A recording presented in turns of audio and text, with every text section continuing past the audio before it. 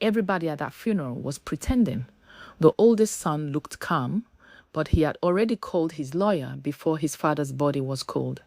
The daughter couldn't stop shaking because the last thing she said to her father was something she could never take back. And before the week was over, one secret was going to tear this entire rich family apart. By the time the will was read, nobody in that room recognized each other anymore. Welcome back to Tales by Laju. Before we start this story, I want you to really think about this. How well do you know the people in your family? Because sometimes the biggest secrets are not hidden from strangers. They are hidden from the people sitting closest to you at the dinner table. This story starts with a funeral, a billionaire father, and a family that thought they knew everything about each other. By the end of one meeting, their entire lives will change. And trust me, what happened after the will was read, even I didn't see that coming. The old man died on a Tuesday. By Friday, his family had already turned on each other. Nicholas Dandridge was 73 years old when his heart gave out in the master bedroom of his 12,000 square foot home in Greenwich, Connecticut. He had built his fortune the hard way, 40 years of construction contracts, real estate deals, and the kind of quiet ruthlessness that men like him called good business. He left behind 3 children, 2 ex-wives, a mansion, a private lake house in Vermont, and an estate estimated at $62 million. He also left behind secrets, but nobody knew that yet. His eldest son, Ryan Dandridge, got the call first. He was in his Manhattan office when his assistant knocked and told him his father was gone. Ryan didn't cry. He nodded slowly, loosened his tie, and reached for his phone. The first person he called was not his sister or his brother. It was his attorney. That told you everything you needed to know about Ryan Dandridge. He was 44, broad-shouldered, with a kind of face that looked permanently irritated. He had worked alongside his father for 15 years and had always assumed no, had always been promised that the business would pass to him. He was the oldest. He was the one who had shown up every day. He had earned it. His sister, Hallie Dandridge, found out through the housekeeper. She was in Portland, Oregon, 3,000 miles away, where she had lived for the past 7 years. She and her father had not spoken properly in almost 2 years, not since the fight about her mother's medical bills, not since he accused her of only reaching out when she needed money.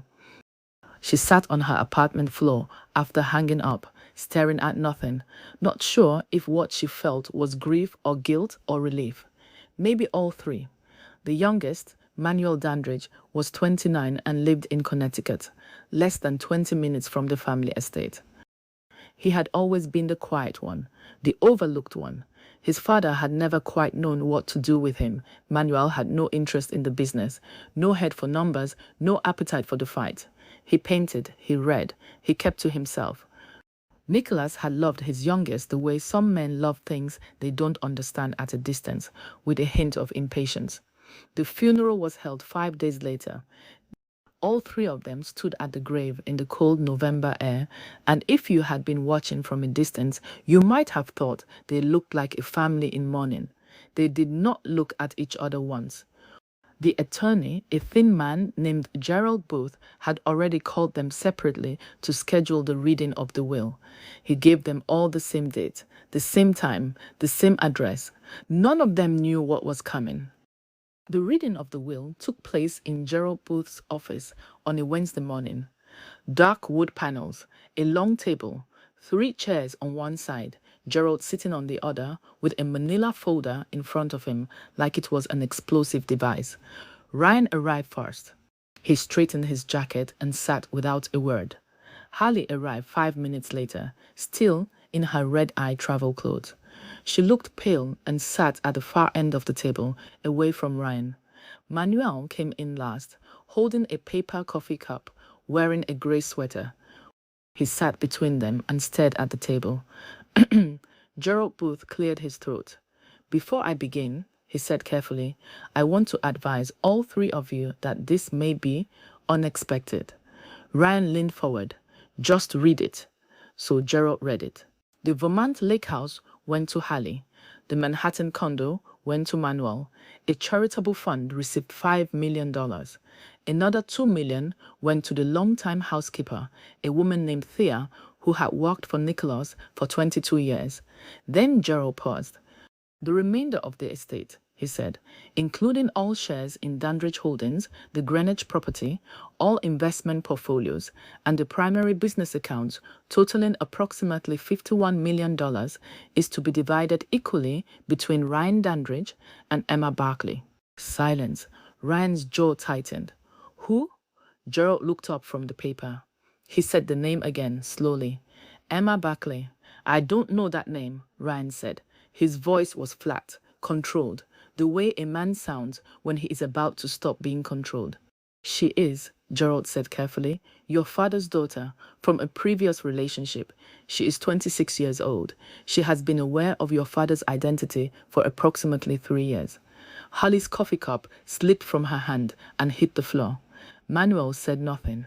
He just looked at the folder on the table like it might open and swallow him whole. Ryan stood up so fast his chest scraped back against the floor. That is impossible, he said. My father would have told me. I ran the business with him for 15 years. He would have told me. Gerald folded his hands. He did not. This is fraud, Ryan said. This will is fraudulent. I want a full investigation. I want DNA proof.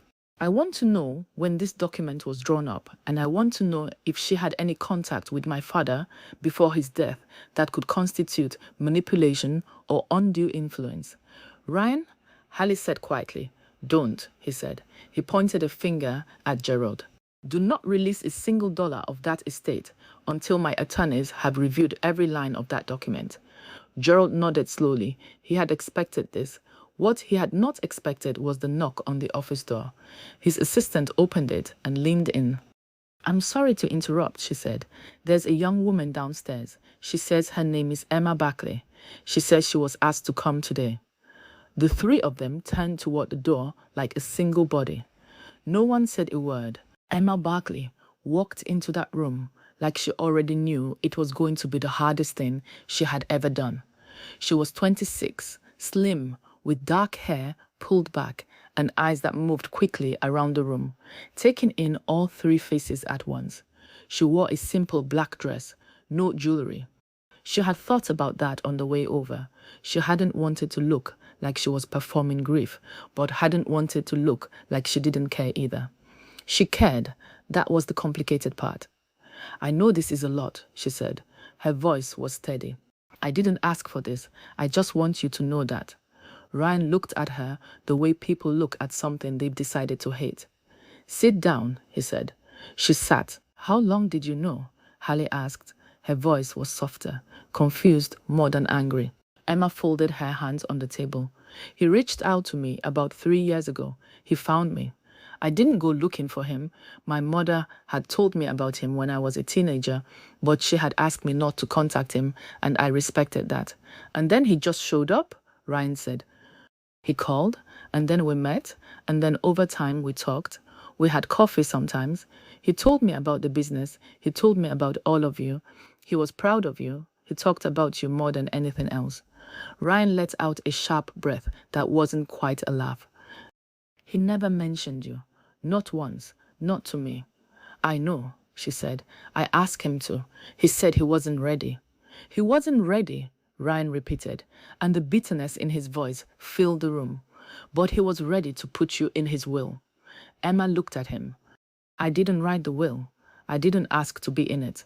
When Gerald called me last week, I didn't even know my name was in there. That's very convenient, Ryan said. Ryan, Manuel said quietly. It was the first word he had spoken since the will was read. Stop. Everyone looked at him. Manuel was looking at Emma. How often did you see him? He asked. His voice wasn't hostile. It was something else, careful. Maybe a dozen times, she said. In 3 years. Did he seem? Was he sick the last time you saw him? He seemed tired, she said. That was about 4 months before he died. He said he wasn't sleeping well. We had lunch near his office. He told me he loved me. I know that might be hard to hear. But he did. He said it. And she stopped again. He never said that to me, Hallie said softly, almost to herself. Ryan picked up his jacket. I'll say this once, he said. I'm not accepting this will. I will fight it in every court available to me, and I will tie up this estate for years before I let a stranger take half of what I built with my father. He looked at Emma one last time. This isn't over. He walked out. The door closed behind him. Emma sat very still. Hallie stared at the table. Manuel looked at Emma. I'm sorry, Emma said. I truly am. Manuel nodded slowly. Yeah, he said. Me too. The legal battle started within the week. Ryan hired Clifton Walsh, one of the most aggressive estate attorneys on the East Coast, a man who had built a career tearing apart wills and finding the loose thread that unraveled everything. Walsh filed for a full investigation into the will's validity, citing potential undue influence, questioning Nicholas Dandridge's mental competency in his final year, and demanding DNA testing to verify Emma's biological claim. What Ryan did not tell his attorney, not at first, was that he had already been to visit Thea. Thea was 60 years old, wide-built, with a way of looking at you that made you feel she could see exactly what you were hiding. She had been in that house longer than any of them. She had made breakfast for Nicholas every morning. She had found him on the floor of his bedroom on that Tuesday. Ryan had shown up at her small house in Stamford with a bottle of wine and a careful smile. I just want to understand what was happening with my father in his final months, he told her. Who he was seeing, who he was talking to. Thea looked at him for a long moment. Your father was a good man. He made mistakes. But at the end, he was trying to make things right. Make things right how? By being honest about things he'd been running from. Did Emma Barclay visit the house? Thea. She came twice, Thea said finally. He introduced her to me himself. He was nervous both times, like a boy. I had never seen your father nervous before. He cried after the second visit, sat in the kitchen and cried. And the will, Ryan said. Do you know when he changed it? About 8 months ago. Gerald Booth came to the house. They were in the study for 2 hours. She picked up her glass. I made them tea. Ryan drove home in silence. Meanwhile, Hallie had done something Ryan hadn't expected. She called Emma. They met at a diner near New Haven. Neutral ground, Hallie's idea. Hallie sat across from Emma with her hands wrapped around a mug and studied the girl the way you study someone who might be a mirror. Do you look like him? Hallie asked. Emma smiled faintly. People say I have his hands. Hallie looked at Emma's hands on the table, then at her own. Yeah, she said. Maybe. I'm not trying to take anything from you, Emma said. I know that, Hallie said. But I need to be honest. I don't know what I feel about you yet. It might take a while. That's fair. What did he talk about when you had coffee? Emma thought about it. His regrets, things he wished he'd done differently. He talked about you, said you were the bravest of his kids, that moving away took real courage. Hallie's eyes went bright for just a moment. She looked away. He also kept saying he'd waited too long on everything. Emma said, too long to tell the truth, too long to say sorry, too long to fix things. Hallie nodded. She paid for the coffee. Before she left, she turned and said, I'm not going to fight the will, just so you know. Emma looked at her. Thank you. Don't thank me yet. Ryan has enough money to make your life very difficult for a long time. The DNA results came back on a Thursday. Emma Barclay was, without question, the biological daughter of Nicholas Dandridge. Ryan's attorney received the results at 9 in the morning. By 10, Ryan was on the phone, his voice lower and quieter than it had been all month. The anger was still there, but something else had moved in beside it, something he didn't have a name for. Walsh was pragmatic. The DNA doesn't end the challenge. We can still argue undue influence. A woman he had only known 3 years, who shows up before he rewrites a $50 million will. I know the argument, Ryan said. Ryan was quiet for a long moment. Through his office window, he could see the Hudson River.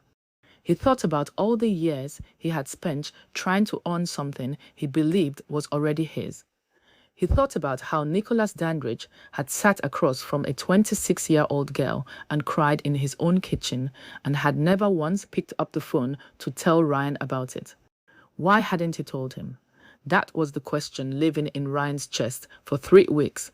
Not the legal question, not the money. The other one, the real one. Why didn't you trust me enough to tell me? Continue, Ryan said. The case moved into its second month. Depositions were scheduled. Financial records were subpoenaed. Walsh's team interviewed everyone who had worked with Nicholas in his final year, looking for evidence of diminished capacity or manipulation. What they found instead was something none of them had expected. In the company's financial records, going back 18 months, there was a series of wire transfers, small, irregular amounts, to an account that didn't belong to any known estate holdings. Walsh's forensic accountant traced it quietly. The account belonged to Ryan. Not to Dandridge Holdings, not to a joint account, to a personal account in Ryan's name alone at a bank in Delaware. Over 18 months, Nicholas had transferred just over $2 million to that account. There was a note attached to the first transfer, written in Nicholas's handwriting and scanned into the company files. It read, "For Ryan, when he needs it most, he always thinks he has to earn everything. He doesn't?" Walsh sat across from Ryan and put the document on the desk. Ryan looked at it for a long time. "He already gave me mine," Ryan said quietly. "Before he died, he set it aside and I didn't even know." Walsh leaned back. "If this comes out in court, and it will, it destroys the undue influence argument. A man who quietly set aside $2 million for one child, separately and privately, is not being manipulated. He was planning." Ryan picked up the paper and read his father's handwriting one more time. "He always thinks he has to own everything. He doesn't." He set it back down. "Drop the case," Ryan said. Walsh blinked. "Ryan, drop it." The news moved through the family quietly, the way things do when the fight suddenly stops. Hallie heard it from Manuel, who had heard it from Gerald Booth. She was back in Portland by then, sitting in her apartment with the Vermont Lake House paperwork spread across her kitchen table, a property she had never expected to own, in a state she hadn't visited in years, left to her by a father who had apparently known more about her than she had realized. He had known she needed somewhere to escape to. She sat with that for a long time. Manuel kept the Manhattan condo, not because he needed it, but because his father had chosen it specifically for him, and that meant something. He was already talking to a gallery in Chelsea about showing his paintings. It was something he had been afraid to do for years. Now he was less afraid. Emma Barkley moved through the transition carefully. The estate took another 4 months to settle. Legal processes moved slowly, even without opposition, and by spring, the papers were signed, the accounts transferred. Emma found herself in possession of a life that felt both enormous and deeply strange. She had not gone to the Greenwich house. She hadn't asked to. But one afternoon in March, a package arrived in the mail with no note.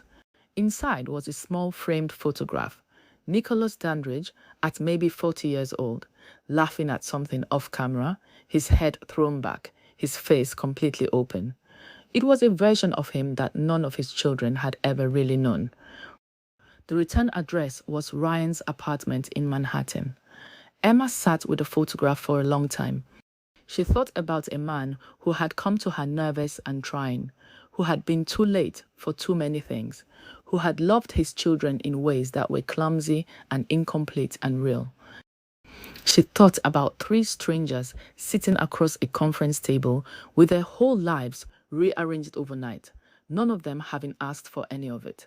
She thought about how grief and money and old secrets have a way of showing people for exactly who they are, not at their best, not at their worst, but somewhere in the complicated middle where most of life actually happens.